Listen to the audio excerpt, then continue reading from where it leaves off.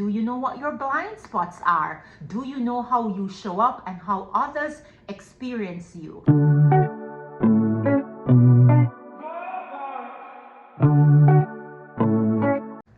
Hello everyone, welcome to another episode on It's a Learning Life for Real. I'm Tamika, and here on It's a Learning Life for Real, I use my experiences as a learning and organizational development professional to share insights and tips that you can use as you journey towards your personal growth and professional development. And today we are talking about blind spots. Do you know what your blind spots are? Do you know how you show up and how other people experience you? That's what we're going to be talking about. If you're new to my channel, welcome. And if you're coming back, welcome again. Remember to hit like and subscribe and to share the channel with your friends and family. And also to leave me a comment so I know how you're liking the videos and or a topic you'd like me to see me talk about in the future. So let's get started. As we talk about blind spots, I want you to be thinking about what your blind spots might be. And my hope for this video is that after it is that you've understood what blind spots are, you would take some time to have some conversations with your friends and families and colleagues to basically try to identify where your blind spots are and how it is that you might address them. So let's get started. So what is a blind spot?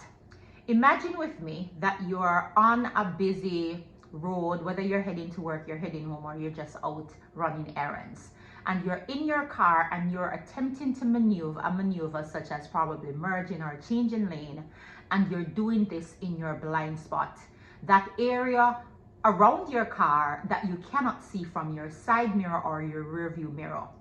Chances are, if you are unable to see another vehicle that might be in the lane, you may have to swerve very quickly to avoid a collision, and or if you make the maneuver in your blind spot and you didn't see that other vehicle, you might get into an accident. So blind spots are dangerous in driving, and we have to be careful when we're driving to ensure that we're not maneuvering, making any maneuvers in our blind spots. We have to check our mirrors and use different techniques to ensure that if we are going to change lane or merge or something else, we're not doing so in a blind spot. So just as in driving, blind spots in our personal and professional lives are just as dangerous. So let's look at the problem with blind spots.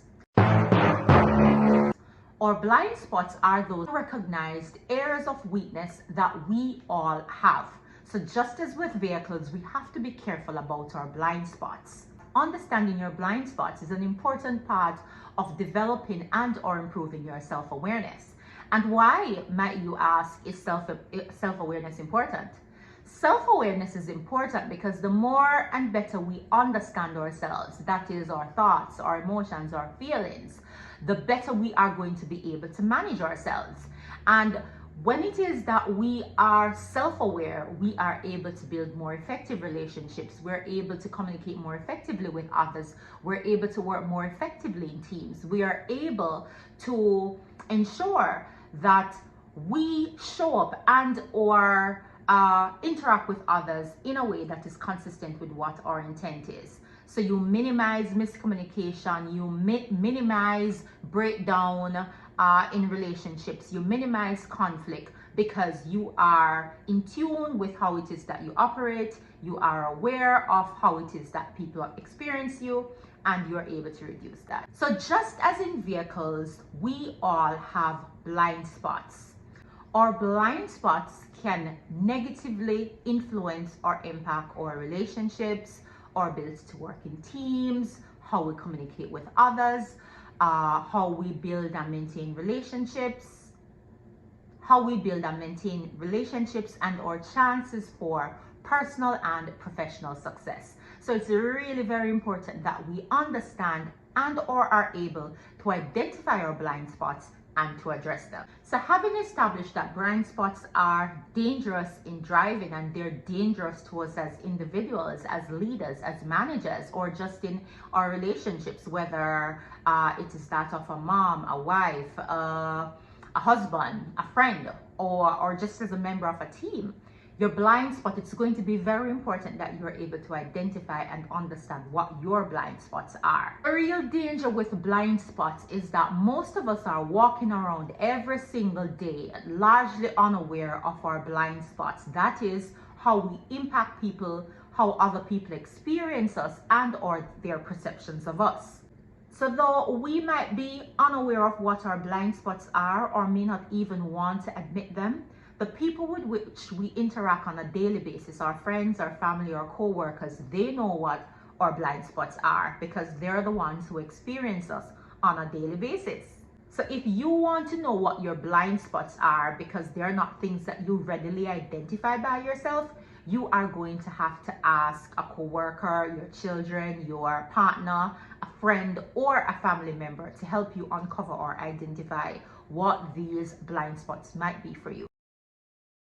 So just as in driving, where we frequently need to check our blind spots if we want to build effective relationships, communicate well, work effectively in teams, we are going to have to regularly check our blind spots or check with others so that they can hold up a mirror to us so that we can see those areas in which we are operating that are less ideal and or might be undermining or personal effectiveness. Another problem with blind spots is that they are closely related to the traits and characteristics that we believe to be our strengths.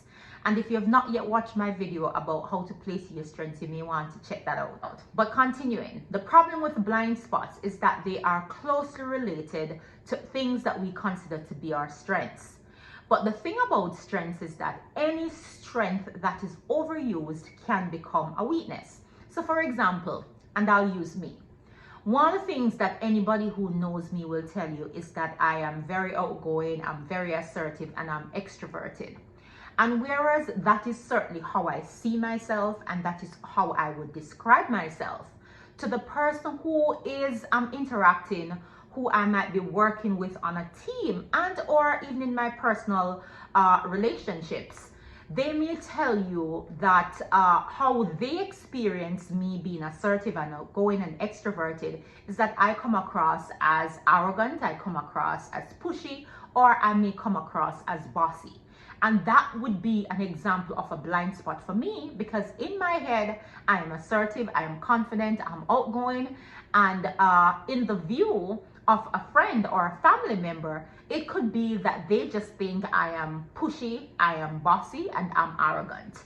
So that is just an example of how our blind spots are closely aligned to the things that we closely aligned or related to the things that we consider to be our strengths. And it's all the more reasons why you constantly have to be checking in with family members, with your co-workers, with the people with which you frequently interact to see how things are going, how they're experiencing you, because you want to minimize breakdown in relationships. You want to ensure that you're able to communicate effectively. And all these skills are very important whether you're on the job or if you want to maintain healthy and happy relationships at home as well. So your ability to identify and understand your blind spots are going to be very important in terms of developing your self-awareness and certainly in terms of how it is that you are going to have the impact that you want to have on others around you.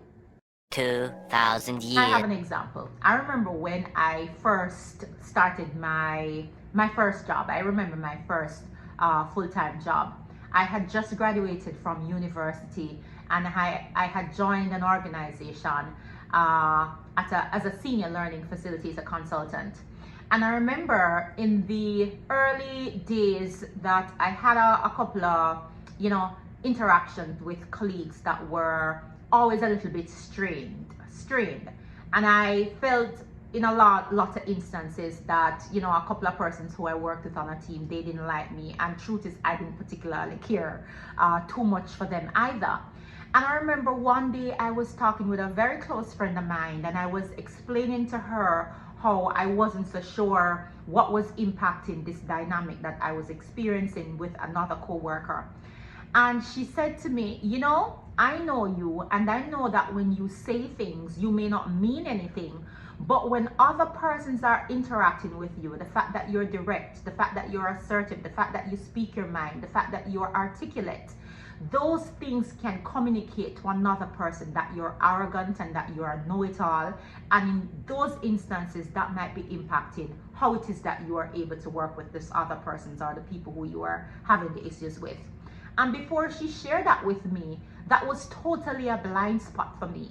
I did not even think or imagine that the things I had considered strengths, my ability to communicate effectively, to be confident, to be assertive, could be and was being interpreted by others as arrogance.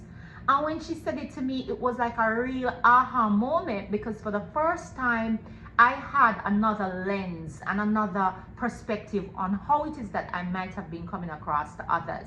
And certainly from that insight and feedback that my friend gave me, I was able to make some adjustments in terms of how it is that I then interacted when I was in, interacting with this person, and when I was in certain team meetings. I decided, you know what, in some instances I would temper my inclination to speak up or to ask questions and to listen and to observe more. And by making those adjustments, I was able to improve relationships with this particular person. And over time, we even became, we developed a great rapport. I wouldn't call it friendship, but we developed a great rapport. So that was an example of how strengths can become weaknesses, and those weaknesses might be our blind spots. So that's one of the problems with blind spots. The other problem with blind spots is that recognizing that you have a blind spot doesn't make it go away. You have to consciously, each and every day, with the self-awareness that you've developed about how it is that you might be perceived, make a conscious effort to temper your inclinations, make those adjustments. So like I said, a couple of problems with blind spots. The first one is they are closely related to the areas or things we consider our strengths, and your understanding your blind spots do not make them go away. And then of course, we all have them. So if you're thinking you don't know what your blind spots are, you probably ought to be having a check-in conversation with your children, with a loved one, with a coworker, with your supervisor, just to kind of get an understanding of how they're experiencing you, or what it is they know about you that you do not know about yourself. So I want you to be thinking about, what are your blind spots? And so even after watching this video, find 2 or 3 persons at home and at work, and just ask them the question, what is one area that I could change that would make me more effective in my job? What is one area that I could change that would make it easier for you to communicate with me? Just ask that simple question, what is the one thing? And by virtue of asking that question, be careful that you don't sound or act defensively when they tell you, because truth of the matter is, you may not know what that blind spot area is, but that blind spot is obvious to everyone around you. So that's all for today about blind spots. I hope that you were able to think about the importance of blind spots, and probably even make a plan to go ask one person, whether at home or at work or both, what is an area that I could change to become more effective, or what is one thing I could do that if I change this one thing, it would make it easier for us to communicate or improve our relationship. Thank you for watching another video. Until next time, remember, it's a learning life for